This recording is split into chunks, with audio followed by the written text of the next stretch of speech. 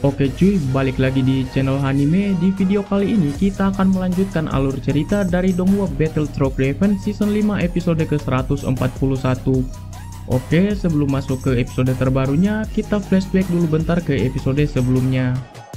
Di episode sebelumnya diperlihatkan Heiking yang membawa Shoyan dan rombongan keluar dari reruntuhan, lalu dilanjutkan dengan perpisahan Xian dengan Shoyan sekeluarga karena ia harus kembali ke Pulau Naga untuk menyelesaikan warisan naga kuno. Setelah itu, Shoyan buru-buru kembali untuk menunjukkan buah jiwa yang ia berhasil dapatkan pada Guru Yao Chen. Sampai kemunculan binatang iblis kuno yang sangat kuat saat proses pengangkatan racun di tubuh King Lin. Nah, di episode kali ini kita akan diperlihatkan Shoyan yang akan baku hantam dengan binatang iblis kuno yang muncul itu. Lalu diperlihatkan juga proses pewarisan teknik Doutian yang didapatkan Shoyan dari reruntuhan, sampai Shoyan yang akan mulai membangkitkan Guru Yao Chen. BTW sebelum lanjut, jangan lupa klik like sama subscribe-nya dulu cuy. Oke, langsung aja kita masuk ke alur ceritanya.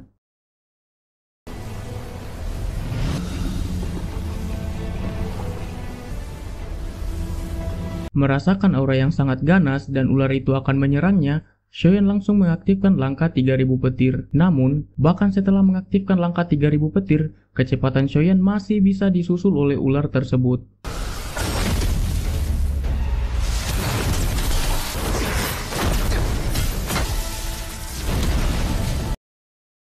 Di sini, Shoyan sedikit merasa terkejut karena setiap kepala dari ular tersebut memiliki elemen serangan yang berbeda-beda. Di tengah Shoyan yang masih menghindar, ular itu langsung memusatkan semua elemen yang ia miliki dalam satu serangan. Merasa tidak memiliki waktu untuk bertarung lagi, Shoyan langsung mengeluarkan naga api 3000 pembakaran yang telah digabungkan dengan 3 api surgawi lainnya untuk menahan serangan tersebut.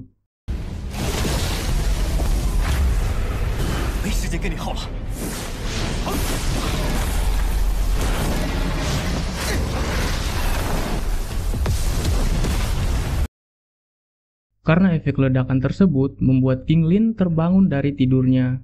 Lalu, sebelum Shoyan melanjutkan baku hantamnya bersama ular kuno itu, ia langsung berdiri di tengah-tengah dan menyerap kembali ular berkepala 9 itu ke dalam matanya.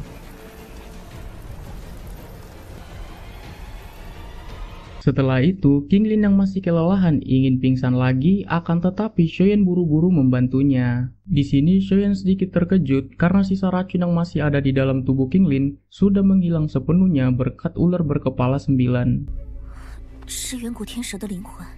Setelah mendapat penjelasan dari King Lin bahwa binatang iblis itu adalah ular langit kuno, Shoyan mengatakan bahwa binatang iblis itu adalah salah satu dari leluhur monster ular yang sudah lama punah. Namun, seingat Shoyan, tidak ada buku catatan kuno yang mengatakan bahwa ular langit itu memiliki 9 kepala.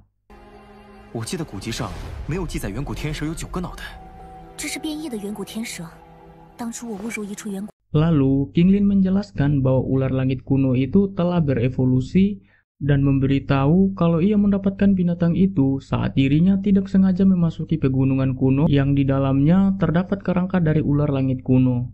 Dan ketika ia menggunakan pupil 3 bunga, ia memicu arwah dari kerangka tersebut muncul. Dan diketahui kalau ular langit ini memiliki level atau kasta yang sama seperti piton penelan langit. Mendengar itu membuat Shoyan teringat pada Tante Medusa, akan tetapi mengesampingkan hal itu, Shoyan merasa lega karena binatang kuno itu tidak menyakiti King Lin dan hanya ingin melindunginya. Lalu ia pun meminta King Lin untuk langsung beristirahat. Sedangkan di puncak menara pavilion terlihat Yao Chen yang sedang memurnikan buah bayi jiwa untuk memulihkan energi spiritualnya. Sesaat setelah itu, Shoyan menghampiri Feng Xian yang sedang menjaga Yao Chen untuk memastikan perkembangan gurunya tersebut. Lalu, setelah merasakan energi spiritual gurunya semakin kuat, Shoyan meminta izin pada Feng Xian untuk pergi melatih teknik Doutian yang ia dapatkan karena proses pemulihan Yao Chen masih membutuhkan beberapa waktu lagi.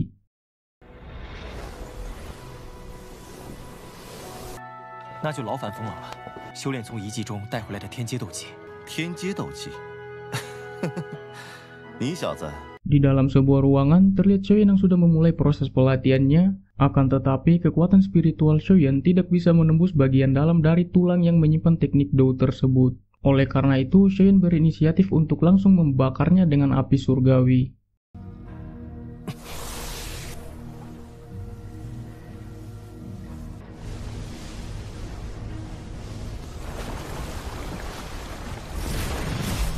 Dan benar saja, setelah dibakar dengan api surgawi, tulang-tulang itu berubah menjadi cairan emas yang memancarkan fluktuasi energi. Awalnya, Shoyan sempat ragu-ragu, akan tetapi karena rasa penasaran ia tetap menyentuhnya.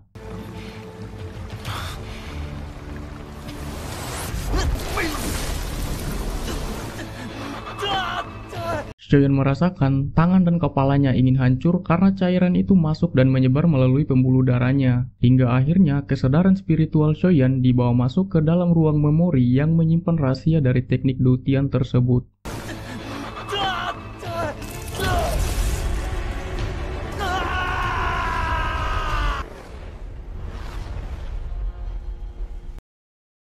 Sesaat setelah itu, ia langsung disambut oleh serpihan ingatan dari ahli Dou Sheng pemilik teknik. Melihat itu, Shoyan langsung menunduk hormat dan meminta maaf karena ia tidak berniat memasuki tempat ini tanpa izin. Namun, si elit Dou Sheng tersebut tidak menanggapi hal itu dan malah menjelaskan teknik yang ia ciptakan dengan seluruh kekuatannya ini tidak memiliki pewaris yang bisa mewarisinya.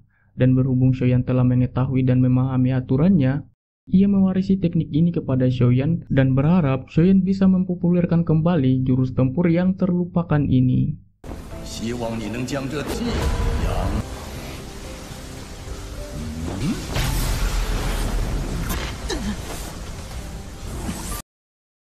Setelah menerima manual book, Shoyan diminta untuk fokus dan memperhatikan karena si elit Dou Sheng akan mempraktekkan teknik tapak agung tersebut secara langsung.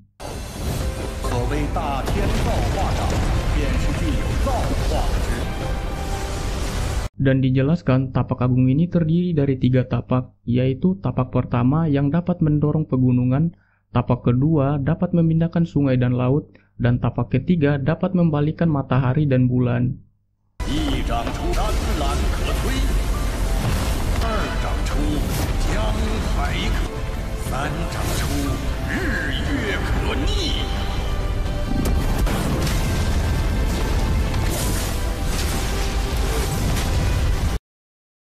Shoyan hanya bisa merasa kagum melihat betapa luar biasanya damage yang diciptakan oleh teknik tersebut. Dan setelah itu, si elit Dou Sheng meminta Shoyan untuk mengingat namanya sebagai Zhou Hua atau Dewa Suci Pencipta.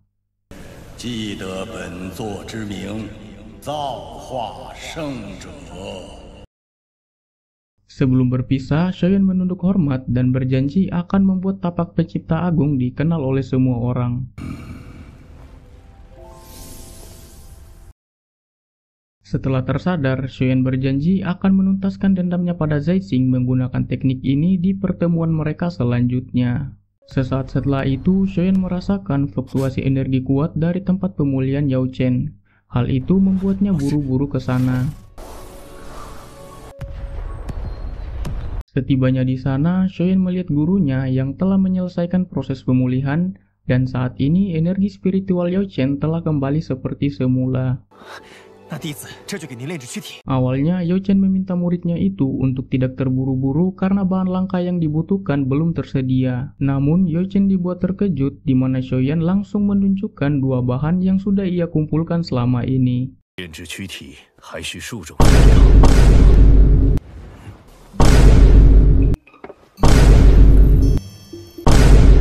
Dan untuk melengkapi bahan-bahan tersebut, Feng Xian langsung mengeluarkan cincin penyimpanan yang di dalamnya terdapat bahan terakhir yang dibutuhkan, yaitu tubuh Dozun bintang 4. Karena sudah mendapatkan wadah yang melebihi kapasitas yang dibutuhkan, Shoyan akhirnya mengeluarkan serpian lengan Dou Sheng yang akan digabungkan dengan tubuh baru gurunya untuk meningkatkan lebih jauh kekuatan gurunya nanti saat bangkit.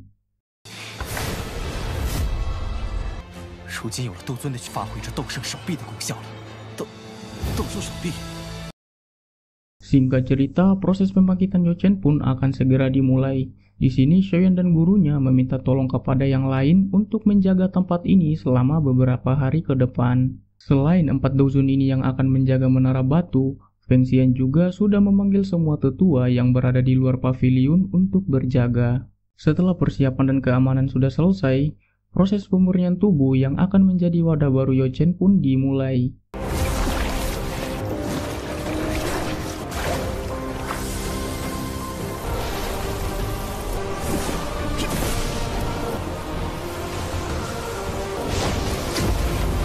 Di sini, Shoyan menyatukan esensi darah Phoenix Iblis untuk memperkuat wadah tersebut, lalu dilanjutkan dengan penyatuan tangan dari kerangka doseng.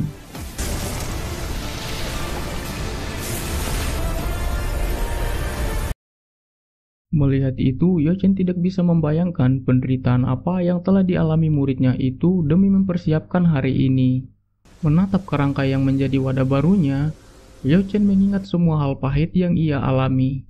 Mulai dari diusir oleh klan, sampai diwasiatkan sendiri oleh murid durhakim yang sudah ia anggap seperti anak sendiri. Namun berkat semua itulah, ia bisa bertemu dengan bocil sampah yang sekarang benar-benar menjadi murid kebanggaannya. Dan menerima serta memiliki murid seperti Shoyan adalah keberuntungan besar yang tidak akan pernah ia sesali.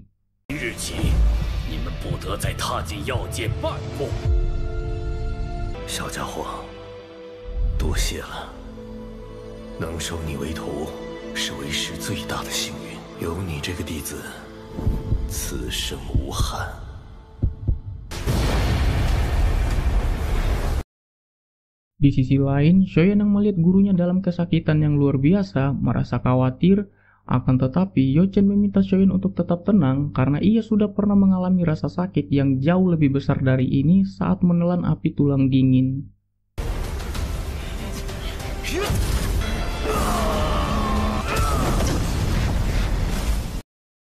Setelah proses kedua selesai, tahap finishing sekarang hanya bergantung pada diri dan kemampuan Yao Chen sendiri.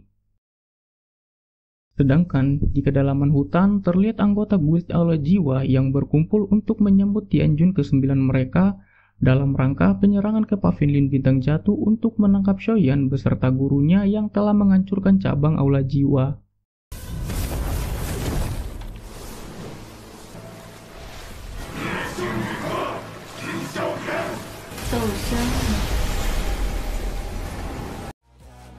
Waduh, seru gak coy episode kali ini? Di episode kedepannya udah fix kayaknya si Fu Yao Chen bakalan comeback nih. Kalau gak salah nanti di tengah suasana genting Shoyan lawan Tianjun ke-9, Yao Chen bakalan muncul tuh. Oke, segitu dulu. Makasih buat lu yang udah nonton sampai sini dan selalu dukung channel ini. Sampai jumpa di episode selanjutnya. Bye bye cuy.